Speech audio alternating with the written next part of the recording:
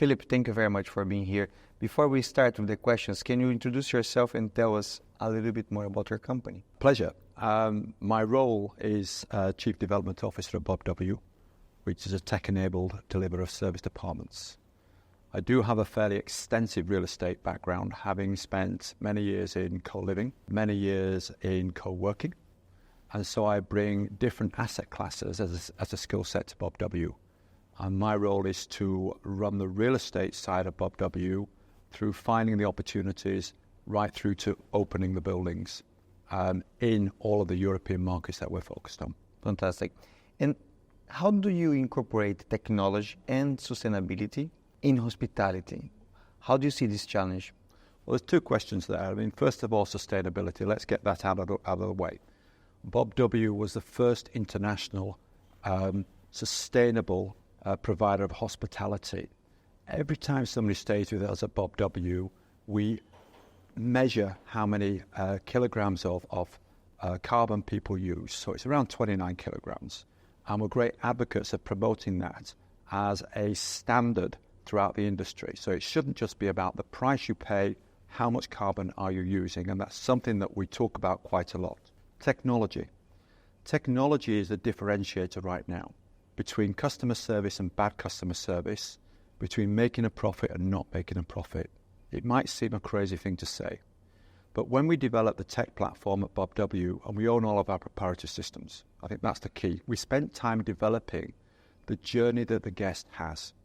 Now, tech could have been developed to deliver how you take inquiry through to cash, how you deal with the monetary side of the business. I think it's really important to do that, but there's some great products available off the shelf.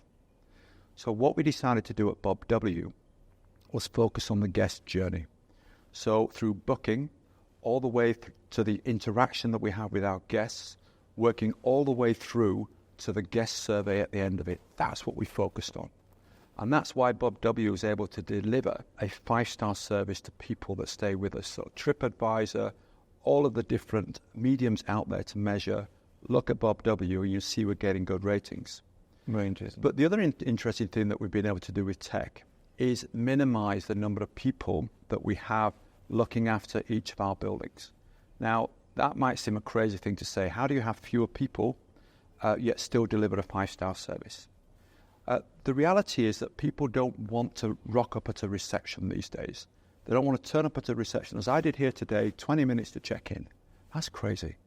What you want to do is arrive off your flight, arrive at the hotel, arrive at the apartment, and get straight through to your room.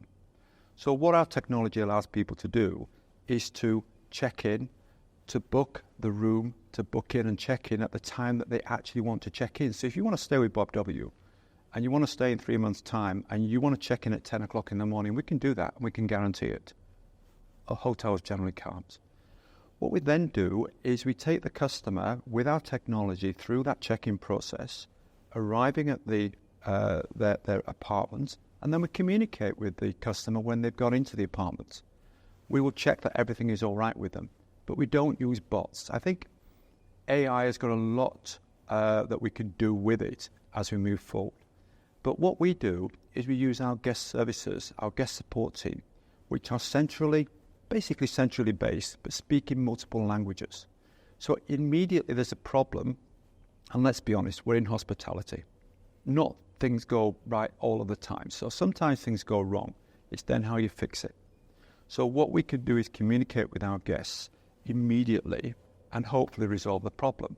But what we have then is enough people on the ground, should there be something that can't be fixed over the telephone, that we can get somebody to the building very, very quickly. So we thought long and hard and built the platform that allows us to deliver that customer journey.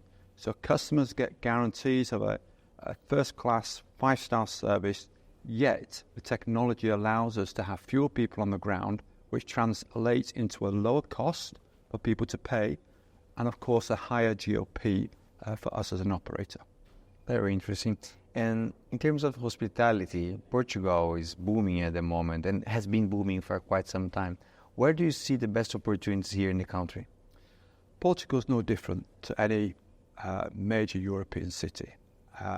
There's a lot of revenge travel, as we saw after COVID. I think that's died off now, it's not happening. But it gave people the experience of visiting places. It doesn't have to be international travel. There are fewer planes taking off these days. It's very expensive to take a plane.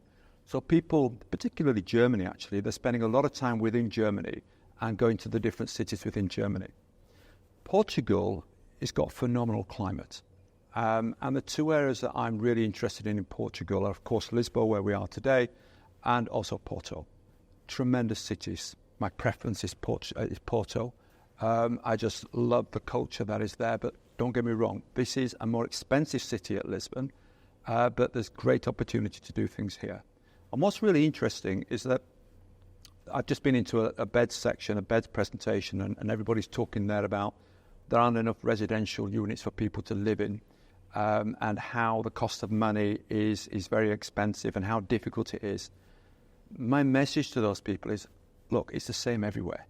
Whether you go to Germany, whether you go to Spain, whether you go to Portugal, whether you go to the UK, money's expensive, construction costs are expensive, land is too expensive, conversion of offices is expensive.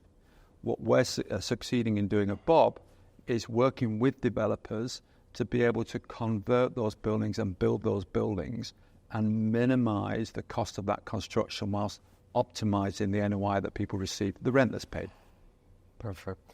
Now let's talk about future of real estate. A lot is being said about artificial intelligence, technology, all the different ways of living, the way of we work. There's so many things happening. Yeah. And you guys are leading a company that uses a lot of technology, and you're probably thinking about the future. What's your vision? Well, the first thing I would say is that the mistake that we make in real estate, and it doesn't matter whether it's North America, whether it's Europe, or whether it's Asia, where I've spent time in all of them, we put it into silos. And we say we're an expert in logistics or hospitality or co-living or residential. The reality is it's a box. And the consistency that every box needs, whatever sector you are delivering a service into, is hospitality. So I don't care whether it's an office these days. And by the way, the office is not dead. It's just not being delivered to a standard and to a level that encourages people to go back to the office. What you need in a hotel, what you need in built to rent, is you need hospitality. And it's about the service that you can receive. Why do you go and live long term in a certain block? You go and live there because it's a great service. There might be a concierge. Why do you go to a particular part of town? Well, there could be conferences on. There could be things happening to encourage people to go there. Everything is driven by hospitality. And I just wish people would stop putting things in silos and realize that a mixed development that allows people the opportunity to shop, the opportunity to stay, the opportunity to meet and to work, and the opportunity to live is a vertical village. That's what we need to be creating, and that's what technology is going to allow us to do. Philip, thank you very much. Very enlightening. Pleasure. Thank you. Thank you.